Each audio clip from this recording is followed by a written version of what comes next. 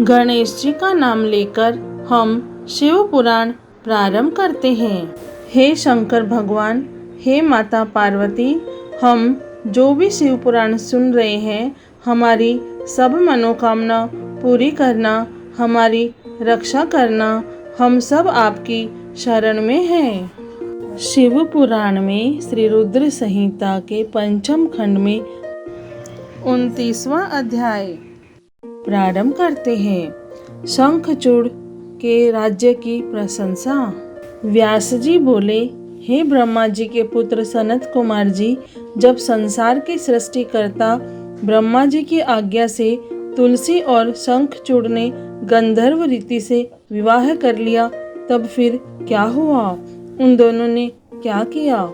व्यास जी के इस प्रकार के प्रश्न सुनकर सनत कुमार जी बोले, हे महामुने, शंखचूड़ और देवी तुलसी ने ब्रह्मा जी की आज्ञा से विवाह कर लिया और वह उसे अपने साथ लेकर अपने घर वापस आ गया। जब दानवों को इस बात की सूचना मिली कि शंखचूड़ को ब्रह्मा जी से वरदान प्राप्त हुआ है, तो वे सभी बहुत प्रसन्न हुए। दैत्य गुरु शुक्राचार्य ने स्वयं वहां आकर शंखचूड़ को ढेरों आशीर्वाद प्रदान किए। तत्पश्चात उन्होंने शंखचूड़ को असुरों का आधिपत्य देते हुए उसका राज्याभिषेक कराया। राज सिंहासन संभालने के पश्चात शंखचूड़ बहुत प्रसन्न था।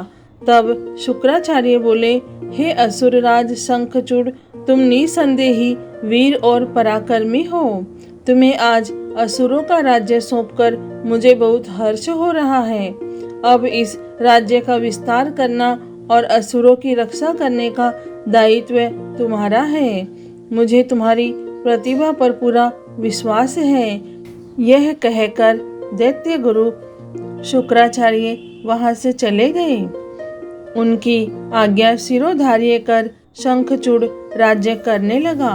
उसने अपने राज्य का विस्तार करने के उद्देश्य से अपनी विशाल सेना को इंद्रलोक पर आक्रमण करने का आदेश दे दिया। वह स्वयं भी उस युद्ध में जा खड़ा हुआ।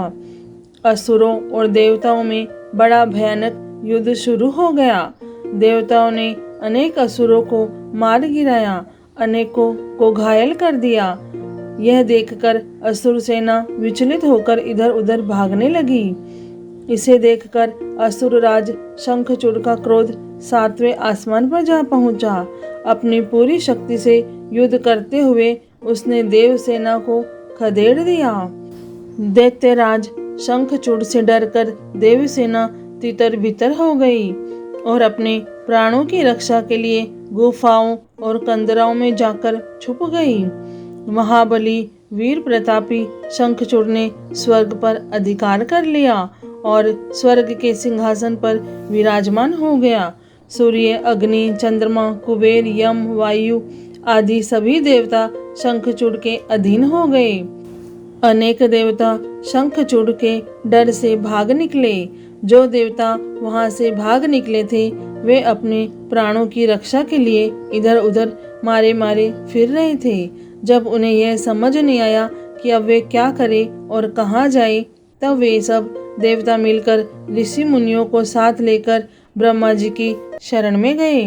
ब्रह्मा जी के पास पहुंचकर देवताओं ने उन्हें प्रणाम कर उनकी स्तुति की। तत्पश्चात उन्होंने शंखचूड़ के आक्रमण और स्वर्ग पर उसके आधिपत्य के बारे में सब कुछ ब्रह्मा जी को बता दिया। ब्रह्मा जी ने आश्वासन देते हुए कहा कि इस विषय में भगवान विष्णु ही हमें कोई सही मार्ग बता सकते हैं, अतः हम सभी को उनके पास चलना चाहिए।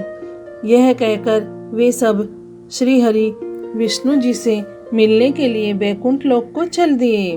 बैकुंठ लोक पहुंचकर देवराज इंद्र और ब्रह्मा जी सहित सभी देवताओं ने लक्ष्मीपति विष्णु जी की स्तुति की और उन्हें सारी बातों से अवगत कराया। देवताओं का दुख सुनकर विष्णु जी ने उन्हें ढांढस बंधाते हुए कहा, हे देवताओं, आप इस प्रकार दुखी न हो। मैं शंखचूड़ के बारे में सभी कुछ जानता हूँ। पहले वह मेरा अनन्य भक्त था।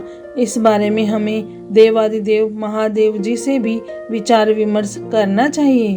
क्योंकि वे ही इस समस्या का सही समाधान कर सकते हैं।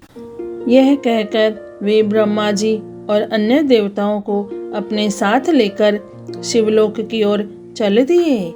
शिव पुराण में श्री रुद्र संहिता के पंचम खंड में 29वां अध्याय पूर्ण हुआ।